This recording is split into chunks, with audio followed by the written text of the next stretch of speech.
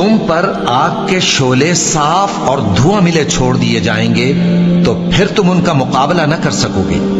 तो तुम अपने परवरदिगार की कौन कौन सी नेमत को झुटलाओगे।